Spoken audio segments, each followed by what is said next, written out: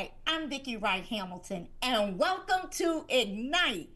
Ready to spark your passion and fuel your leadership journey? This is where ambition meets action and transformation truly begins. Let's light that fire and keep it burning. Those of you who have tuned in, you are in for a huge benefit and treat today. It is my honor and pleasure to welcome to the show Mr. Richard Flint. Now, Richard is not only a human behavior expert, but he also helps individuals with learning and development so that they can continue to light their fire. Welcome, Richard. Hey, Vicky, welcome. So glad to be here. And by the way, I love the name of your show. The word is just energy. And I am all about helping people to not have energy for the moment, but have energy that has consistency to it so they don't burn out and flame out. Absolutely, absolutely. Well, Richard, there's something that I really want to discuss with you today. And one of the things that as you do coaching, as well as, I do coaching as well, is where individuals sabotage themselves. And I want to dive a little deeper into that and how we can help our listeners. So can you tell me the most common ways people unknowingly sabotage their own success and how these habits continue to persist? One of the things I've learned, Vicky, over the years, and I've been doing what I'm doing for basically 32 years. And one of the things that I've learned is that there's only basically two foundations that a human can stand on. And if any of your listeners can come up with a third foundation, I'd be honored to hear it. But what I have found is one foundation is belief, trust, and faith in yourself. And that's not something that's automatic, because every day of our life, there are times whenever our belief is challenged. And when your belief is challenged, it also comes in to the trust that you have in yourself. And if I lose the trust in me, then what happens to my faith? My faith diminishes. And that's caused by when we live on the second foundation. And that foundation is of doubt, worry, and uncertainty. And the challenge here is that in life, you and I either live from the outside in or the inside out. And what I've found over the years is that society really is not designed to support people who live with belief, trust, and faith. And the reason why is they can't control them. But if you show me someone who lives with doubt, worry, and uncertainty, the reality is the outside world can control them. One of my great concerns today, because I see it everywhere I go, is I see how the world is trying to pull people out. And they do that by challenging their belief. And if you challenge my belief, then what happens? I don't know who to believe. I don't know who to trust. I don't know where to put my faith. And if you can get me outside, how do you attack me? The number one way that people are being attacked today is through doubt. Because what I want to do is I want to shake that foundation of belief. I want to shake that foundation of trust. I want to shake that foundation of faith. Because if I can weaken those three parts of your life, then what happens? Through doubt, worry, and uncertainty, I can control you. Now, listen to what I'm about to say. I can control you emotionally. Because people either live from their emotions up or their mind down. If I am my mind down, then I'm living with that belief, that trust, and that faith. If I'm living with my emotions up, I'm living with doubt, worry, and uncertainty. And I see this every day in people as I speak to audiences. I see this every day as I challenge people. And even with people sitting next to me on an airplane, I can see it in them. So it's that foundation. Which foundation are you standing on? Because every decision you make will be made from the foundation that you're standing on. Oh, Richard, let's talk about that a little bit because One of the things as we start talking about different styles and the way people, personalities, right? We have some people that are feelers. That's just who they are. They are feelers. What means something to them is how you make them feel. They make decisions on feeling, etc. How do you help those individuals where that is their authentic self and they are trying to move forward, but now the outside is influencing them more and more and more? How do we break that? Vicki, there are four questions that I think create whatever your life is going to be. And you got to answer the first question before you can ever get to the second or the third or the fourth. And the first question is, what do you really want for your life? And you can't just ask, what do you want for your life? It's the word really that makes the difference.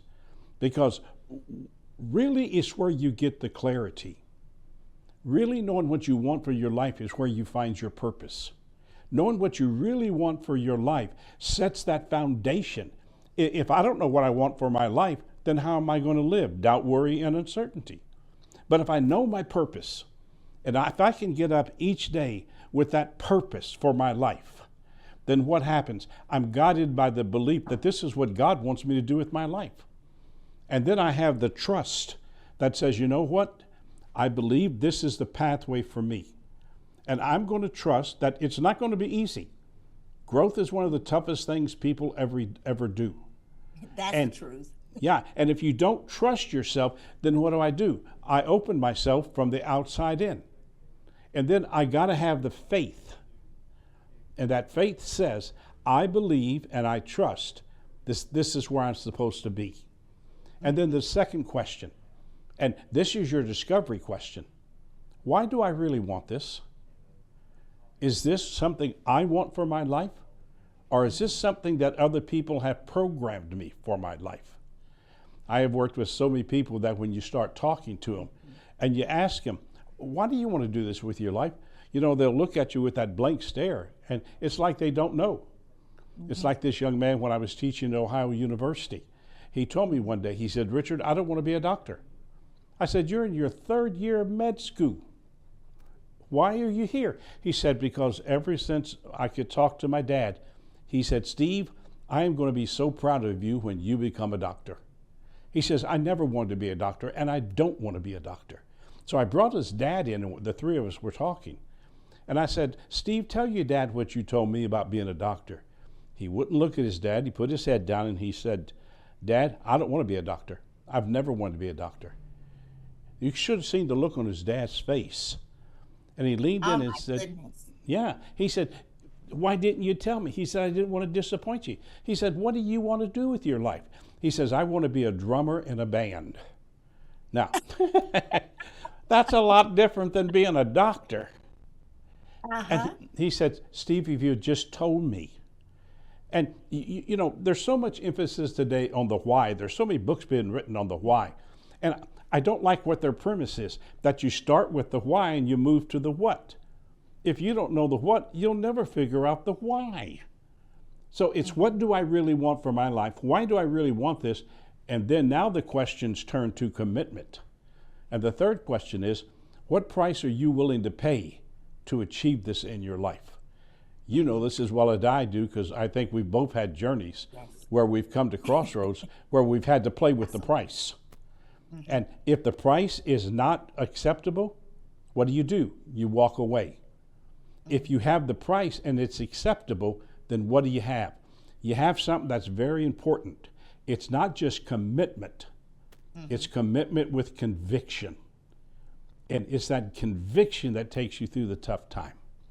And then the last question, which is really the in-depth question.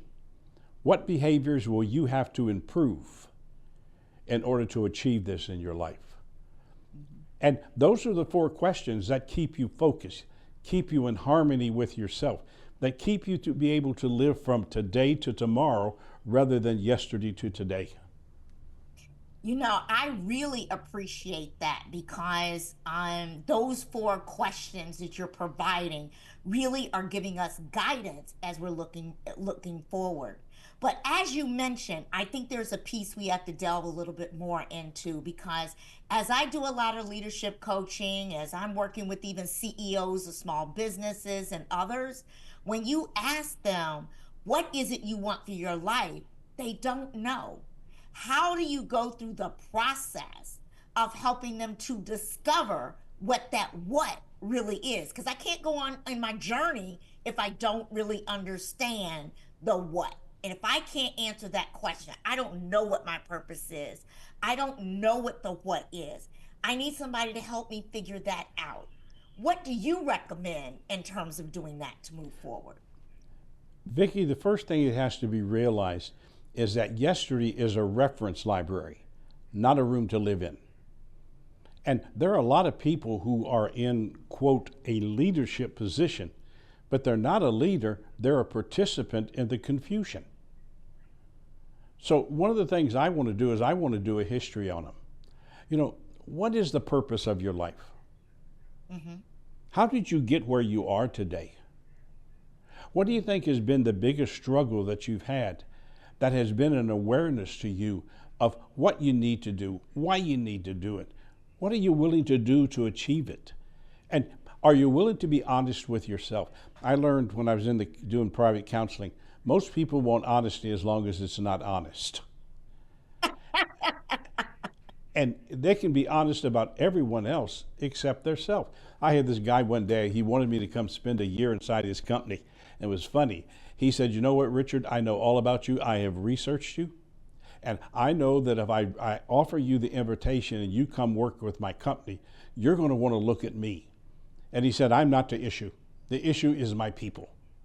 And he said, You know what, Richard? Let's pause right there. Because when we come back, I want to pick up on that, because I think where you're going is extremely prevalent for what we need to do. We're going to take a station break and we'll see you back in shortly. Welcome back. And if you missed that first part, boy, you really, really need to go back and listen. Richard, I want to pick up where we left off. You were telling us a prominent story about a young man that you were working with. Would you please continue? Yeah, he had inherited the company from his dad. Mm-hmm. And so this was second generation. And he knew the company needed to improve. But the challenge was he didn't want to face it with personal accountability. He wanted to be able to look at everything that he said his people were doing wrong. I'm working on my 20th book right now, and the title is So What's Your Excuse? And everything he talked about was an excuse to deflect off of him, his behavior. And I said this to him several times, but he just didn't want to listen to it. The behavior of all people in your life is consistent with what you allow them to do. And if you look at the behavior of your people, it ought to be you looking in a mirror. Because if you're not the leader, you're the participant. If you're not ready to work with your people and to work with them through a common purpose, a common agenda, and a commitment with conviction, then everybody's going to be all over the place. And the role of a leader is to lead. And what does that mean? It means that your presence is the guiding presence. But if you lack the skills of what you have to do to lead, then you know what's going to happen? There's always someone going to be leading your people. And if you're not that person, there will be someone in your organization that is leading your people. And Vicki, when I've done my research into companies, I can divide the people who are inside the walls of a company into three groups. Sponges, who are the new people who don't know any more than to be excited. They're eager, they're excited, they want to grow. And man, they'll bring that energy in. And for the people who have lost their energy, then that new little sponge is a threat. But the biggest challenge with the little sponge is they're naive. And they believe that everything that's said to them is truth. And they can't accept the fact that there are people out there inside the organization who want to destroy them. They want to take that little sponge and wring the life out of them. And they can do it. And that comes from the result of a lack of leadership. A second group I have are called spectators.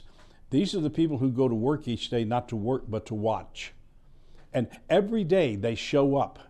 But they show up with a energy that's designed to steal energy from other people. They're there, and they're negative in their behavior. They're always late to work. They love to gossip. They're never paid enough. And what do? They take their negative energy and they dump it on that little sponge. Why? Because the person who was the leader fed them the negative by allowing the spectator to be the leader.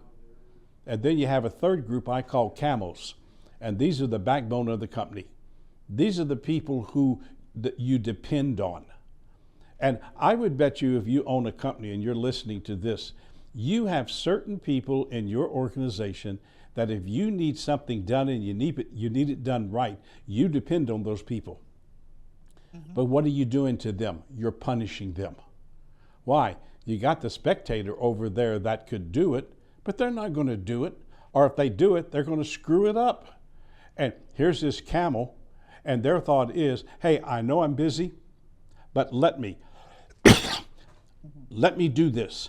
Because if they mess it up, you're going to come to me and give it to me to do, and you're going to dump it on me, and I'm going to have to fit it into my already busy schedule. And in the organization, leadership can sabotage their own company.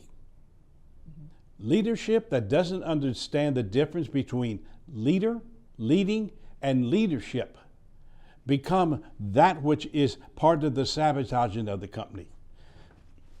Most companies don't. So let's talk about leading, and leadership. And let's talk about the differences between those. Because one of the things that I truly believe, and having been, leading lots of other people, large organizations, et cetera, and having that responsibility, first of all, I believe every person is a leader in their own right, and they're the CEO of their own company called themselves. We are responsible for what we do, and every aspect of those decisions you spoke about, we own. It's ours.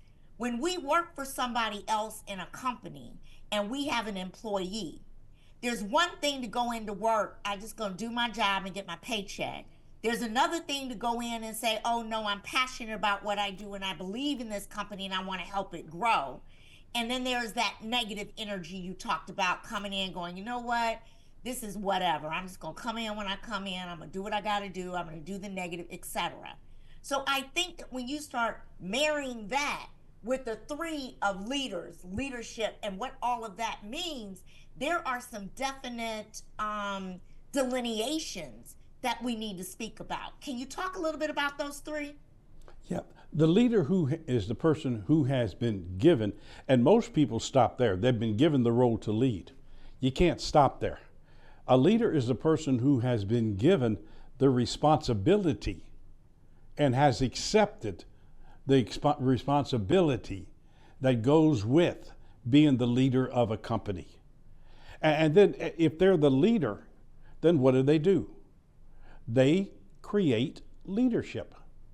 And how do they create leadership? They do it through their presence. Vicki, the greatest thing for me that can be said about a person who is a real leader is that they have a positive presence that is present when they're not present. They have a positive presence that is present when they're not present. It was like the guy who told me, Richard, I'd love to come to one of your programs, but man, if I leave, my company's going to fall apart. I said, well, then that's great. Stay there and make sure it does. Because the behavior of all people is consistent with the leader who is leading through leadership. And leadership is the action. Leader is the person. Leading is the process. Leadership is where you create that presence. And I'll tell you something, it's one of the great fallbacks in companies. We keep people who shouldn't be there. One of the greatest fears I have with companies that I work with, especially small to average, is that they're afraid to lose people. Because they're afraid if they lose them, they're going to have to replace them. Well, they need to be replaced. Here's an interesting. It's usually interesting when you have companies that really need to lose an individual. What they don't realize is the individual doesn't really want to be there anyway, and you're helping them more than harming them. They just didn't have the courage and the guts to go somewhere else to do another job and to leave on their own. So they're staying and milking where they are, but you actually do them a favor because they're not happy. You're not happy, they're not happy. So a lot of times, because they're struggling, right? I'm a firm believer, every person on your staff, you should be utilizing 80% of their strengths, and the 20% is their growth and development. Because if that's the case, I'm going to want to get up out of the bed. I'm going to want to come to work and work for you because I'm doing 80% of what I'm good at, what I love, because there is no utopia out there. Let's just face it. There's always going to be parts of a job that we don't want to do, but it's necessary. And there's parts of the job that we're not the best at, that we're still learning and growing. And that's where we have the opportunity on that 20%. But your role should require 80% of those strengths. And I think that what happens is we hold on to people in roles where that's not the case. And they get frustrated, you're getting frustrated, results aren't happening. When you let them go and they're able to truly go do what they're good at and where they prosper, everybody's happier.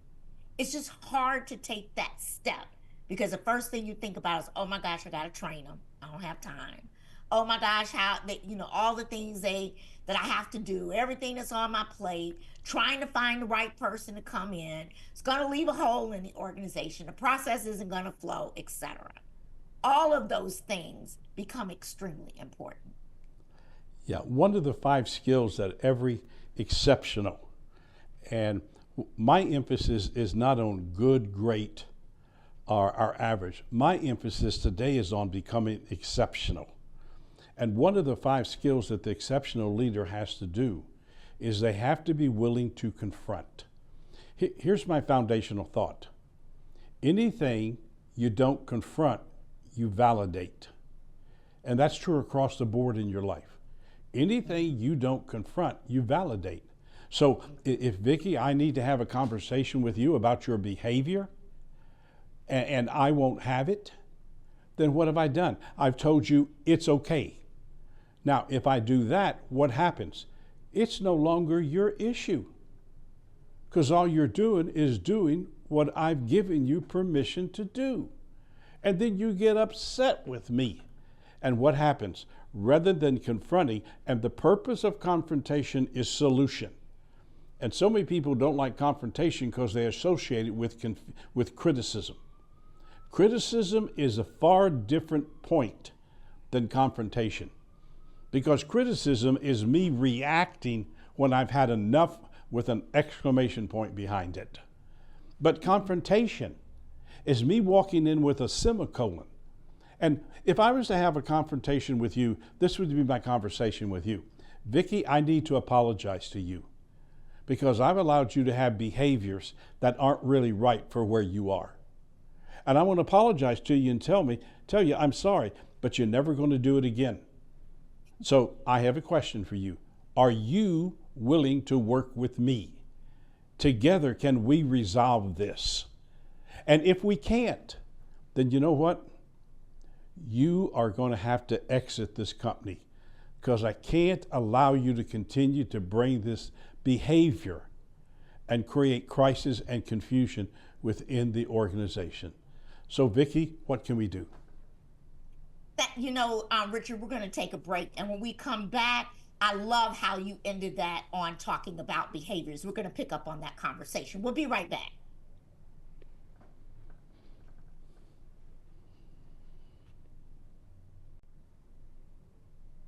Welcome back. I hope you all are really tuning in. This is a great conversation about overcoming self-sabotage and behaviors. And now, Richard, I really want to get into those behaviors you were speaking about and leading through change.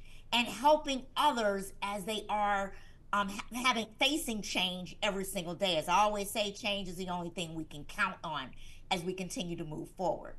But a lot of times we're in uncertain times where it's uncomfortable. We don't know how to handle it. We're not sure. It brings more doubt. It brings more fear. The fear of the unknown. The fear of not understanding what the outcome might really be and what is it going to do to me, right?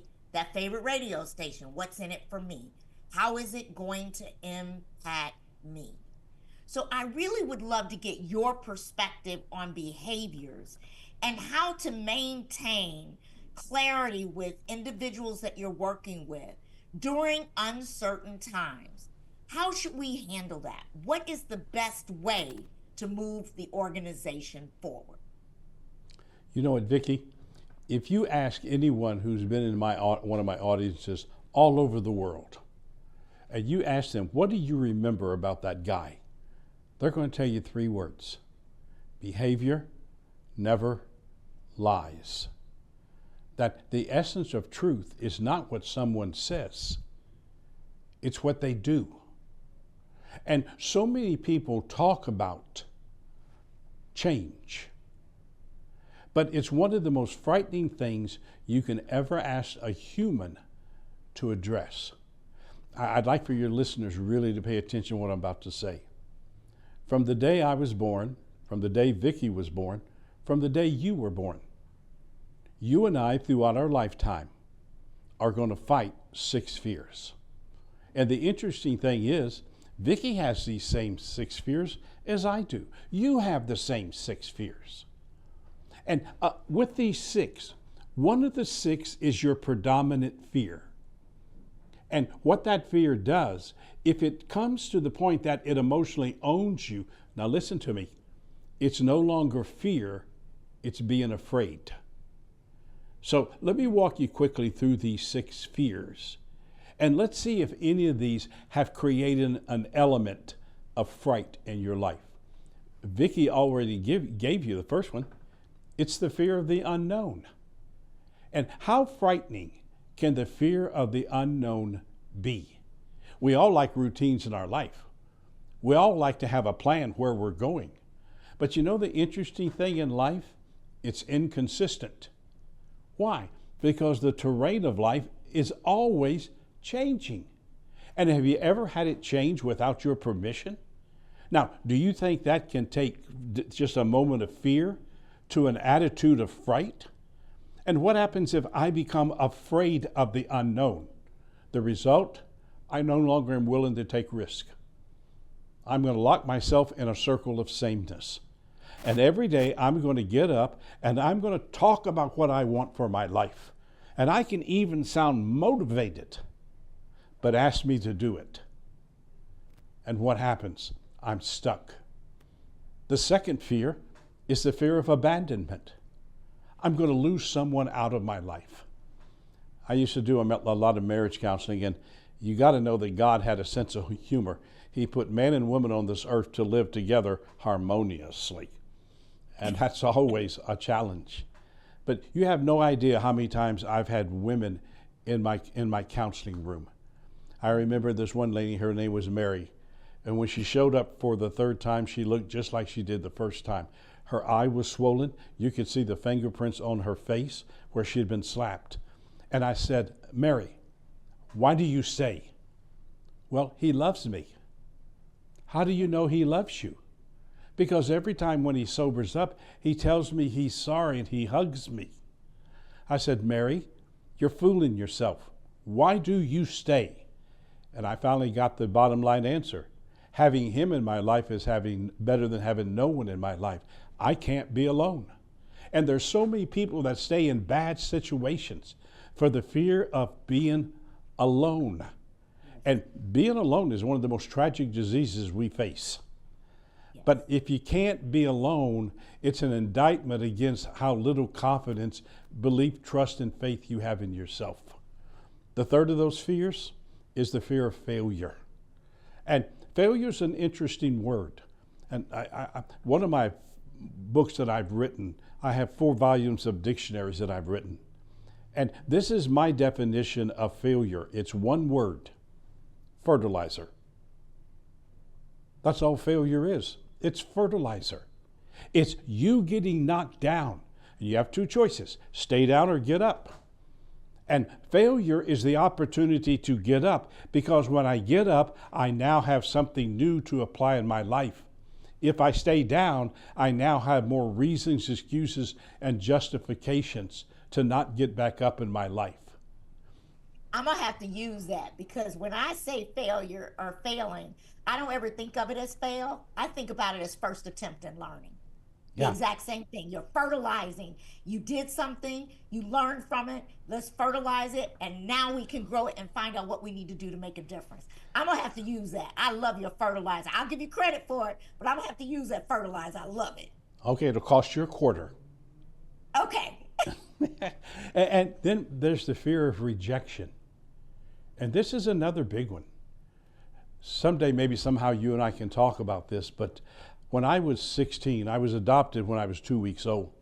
When I was 16, my adopted parents left me on a street corner with a suitcase and told me it'd been nice knowing me. And I wasn't a bad child. It was just that my mother was jealous of my relationship that I had with my adopted dad, and she couldn't handle that. And I can remember that night, Vicki, just like it was yesterday, of watching my dad drive out of my life after telling me he loved me. And standing in the middle of a street till a guy pulled me out and saying, "Get out of the street." But all I could think about and going on inside me was, "Dad, if you love me, why are you doing this?" I ended up in the Hotel Ardmore in Oklahoma, in the Hotel Ardmore on the 7th floor. I walked into the room, dropped the suitcase, never turned the light on, walked across the room, sat on that ledge for 3 hours, making a decision: do I live or do I die? And I made the decision to live, because I figured if I jumped, my mother would win. And I wasn't about to give that lady that victory in my life. But I felt that for so many years in my life, that my mother used to tell me every day from the age of 6 to 16, "You're stupid, you'll never amount to anything in life, and I'll be glad when the day comes that you're no longer in my house." And that rejection just resonated inside of me. The fear of loss. If I do this, it may cost me more than I'm willing to pay. And then, Vicki, the last one, which I found real interesting, because it's the number one fear in a lot of young people, it's the fear of success. Because so many young people have been spoiled. They haven't been taught life. They haven't been taught how to live. And they've been given so much, and we can give kids too much.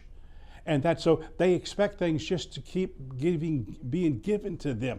Life doesn't work that way.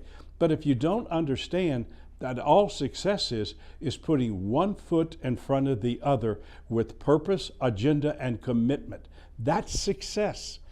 It's not things that are going to be given to you. Exactly. And I think that what happens is, as we're moving forward, that success, and we define it, every generation, every individual starts to define success differently. But I love how you define that in terms of moving forward, because just giving and receiving, that doesn't mean anything. But when you're growing and you're learning and you're serving, that's the world, in terms of moving forward. So let me ask you this, Richard. How can leaders inspire their team to embrace change rather than fear it? They've got to develop 5 skills that every day they bring to their people. It was interesting, Vicki, because Christ walked among the people, but he wasn't one of the people. Yes. And I looked at that, and I've really studied it. And what I found that Christ brought to people, and why they came toward him: number one, he listened. He didn't hear what they were saying. He listened. Too many people who are leaders, they hear but they don't listen, because they're trying to please everybody around them, and they don't understand my role is to lead, and to lead I have to listen. The second skill is they got to communicate, not just talk at, but through listening we learn to communicate. Great communicators learn how to ask questions and then shut up. Then they know how to confront. They don't let things fester. They don't let the negative become an overwhelming part of the organization. They confront and they resolve so we can move on. I work with so many companies that the issue they have today is what they didn't face yesterday. And they're living from yesterday to today because they won't confront rather than clearing the environment and being able to live from today to tomorrow. And then they delegate. They understand, not a one-man show. Delegation is proving that you trust the people around you. If I don't trust you, I won't delegate. If I don't delegate, then I'm not giving you the chance to grow. And then the last one is decision making.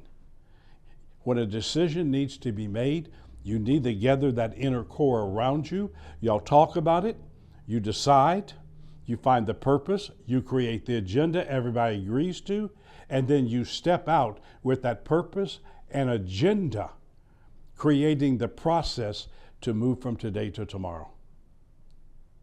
That's beautiful. And as I'm sitting here thinking about you talking about the 6 things and talking about leaders and how we can help and the things that we do as a true leader, I am motivated to even, continue the conversation right now because I really want to get into more of the behaviors so that we can help individuals be able to assess behaviors and not make assumptions. We'll be right back.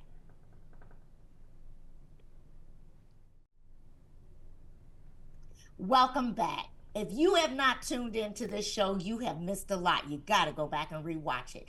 But I'm so glad that you're tuning in with us right now. We are here with Richard Flint, who is an expert in human behavior. And we're talking about leadership and leaders and talking about purpose and behaviors. It's been a really, really interesting conversation.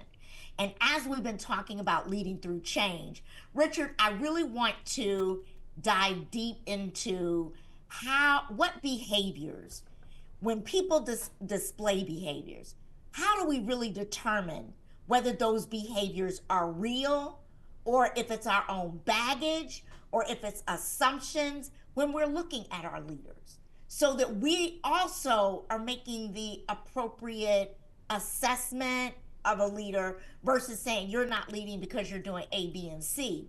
Help me understand some of that discernment in behaviors and how you address that. Vicki, one of the things I work to implement in a company is to change their vocabulary, because we use vocabularies and words that are so negative in what we're trying to say. For instance, the word change. Change is an emotion. It's an emotion. And that emotion of change can take over your mind. Your mind does not want to change. It wants to improve. And the interesting thing about the mind is the mind knows the solution to every challenge that you face. I don't believe in problems. Problem is a situation that we agree to is something negative. And if I agree it's negative, I'm going to treat it how? From a negative standpoint. And I'm going to treat it from my emotions up, not my mind down. My mind does not understand a problem. It understands a challenge. And so much of this is based on, are we responding or reacting? If I react, I'm emotions up. If I'm responding, I'm mind down. And you and I have to understand that there is a psychological difference between improvement and change. And I can look at different words that people use when they're talking about change. Like one of the words they use so many times, let's try this. Try is a negative word. Why? Because when I'm going to try, I've already built in an escape route. Just in case it doesn't work, I want to have another route to go. So what is it? I'm not consistent.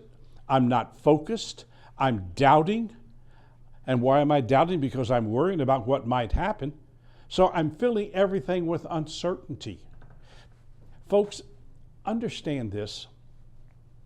Change has a process that leads to improvement. There's a 3-step process of change that will take you to improvement. Number one, you got to have an ending. I watch so many companies who say, okay, here's our new purpose. Here's where we're going to go. But they haven't thought it out. And they really haven't committed themselves to it. I was doing a program in Rancho Cucamonga, California. I just loved the name of that city. And I was there to see if I would work with this company for a year. And there were 1,000 salespeople in the audience, and no one knew who I was. But the owner had brought me in to see if I'd consider it. She finished her presentation for the beginning of the year. She asked the audience, "Are you with me?" And they all said, "Yeah." Well, I walked out behind two of her managers. One manager turned and looked at the other manager and said, "You know what? That's just a bunch of crap." So I just walked over and tapped him on the shoulder. I said, "Hi, you don't know me, but I'm Richard Flint, and I'm going to be around here for a year helping Daisy implement the crap that you're talking about. Now, you and I have two options. We can go back in together and you tell Daisy, I don't agree with you, this is crap. Or if you're not comfortable, I'll go tell her for you. Now, which would you rather for me to do?" 3 months later, I took him to lunch and ordered his to go. He was no longer a part of that company. You gotta have an ending. If you're talking about tomorrow, but you're using yesterday as your platform, then tomorrow is just going to be a repeat of yesterday.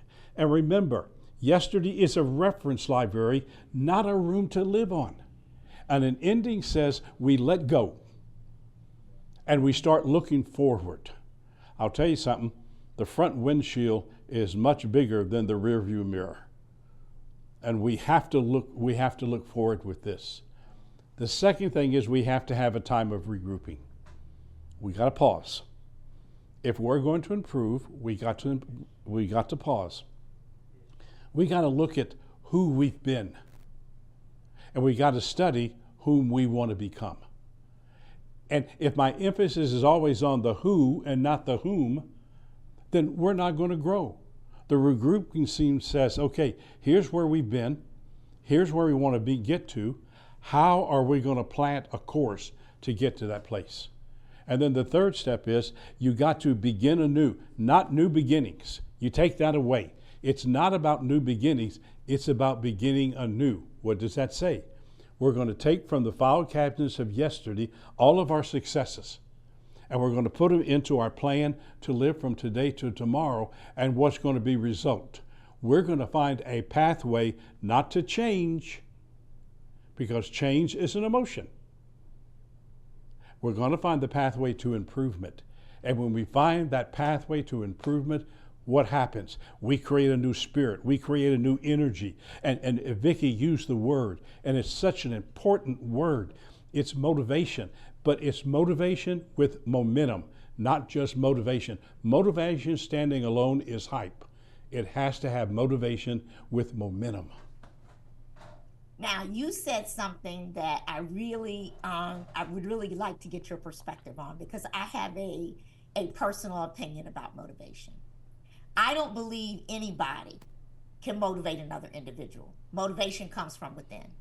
And it comes from within because you have to want to do that. It has to be a behavior that you display, that you want to have happen, etc. And so from my perspective as a leader, it is my job to provide a motivating environment, to provide an environment that is positive, as you're talking about, to give good energy and to make that happen. But I can't take you as an individual and make you be motivated. I can't make you do those things. It has to be something you want to do. That's part of who you are. Do you agree with that? Oh, Vicki, you're preaching my message, because motivation on its own is hype. How many times have you seen people go to a seminar, they get all hyped up and they're going to change the world. They don't drive home, they carry their car home. And by the time they get home, the car's dropped on top of them. Why? Because they don't know how to connect that moment of energy to a process of going forward. It's not about seeing where you need to change. It's the commitment to invest yourself and where can I improve. Improvement is all about behavior. It's not about words. And that's why that little thought is so important to me. What behaviors do I need to improve in order to create this journey that will help me live from today to tomorrow. You're right on track. So here's another thing that, and I appreciate that, Richard, and thanks for your perspective on that, because that is something that I believe in. So let me get your perspective on this. We have all these professions, and we're talking about change management, right? So, to your point, whether it's a system that you're implementing on a large scale, it's for improvement. You're improving a process, a setup, something, whether it's for the customer, internally, external, etc. It can be a new way of doing a process to make it more efficient, to be more productive. All that's true. So if we had to rename that profession and let that be something that connects like a virus, so now everybody calls it this rather than change management, what would you call it? I would look at it as improving the now. Because what so many people do, Vicki, is they look at improvement as something that we've got to get to tomorrow. But improvement that doesn't start now is procrastination. And if I want things to improve, I've got to start where I am, not where I'm going to start when I get there. Because if you don't improve today, tomorrow's a repeat of yesterday. And this is why I put the emphasis on improvement. And it's not change management. Most people in a leadership position fear change. And the number one reason people fear change is it takes them out of their comfortable routine. And what you got to do is you got to what? We're going to go back to where we started. You got to have that belief, that trust, and that faith in yourself that says, I can because I will. I have a commitment that has conviction to it. And a commitment with conviction is what feeds passion. That's what I look for when I work with an organization and the leadership. Has the leader retired and is still present? Or are they working on having that positive presence that is present when they're not present? So, I think I'm going to take, as I'm listening to you, I'm sitting here going, okay, although the profession, they talk about change management and pro-sci methodology and all that, I think I'm going to change my profile, and it's going to be, I'm an expert in improvement management. I think that's what I'm going to start using. Would that work? That works. That works. That works. That works. Because what you're saying is so true when you really sit back and think about the value of words and what we use. Richard, I have thoroughly enjoyed our conversation. I'm going to have you back. This has been very enlightening. It's been you've given some great information where the audience can actually take action. And there's nothing like listening to something and going, okay, that was all great. Now what do I do? You've actually given them some things to do to help them move forward with human behavior and making things happen. I can't thank you enough for your time today. And audience, I want to thank you so much for joining in. Please join in next time on Ignite, where we keep the fire burning. See you next time.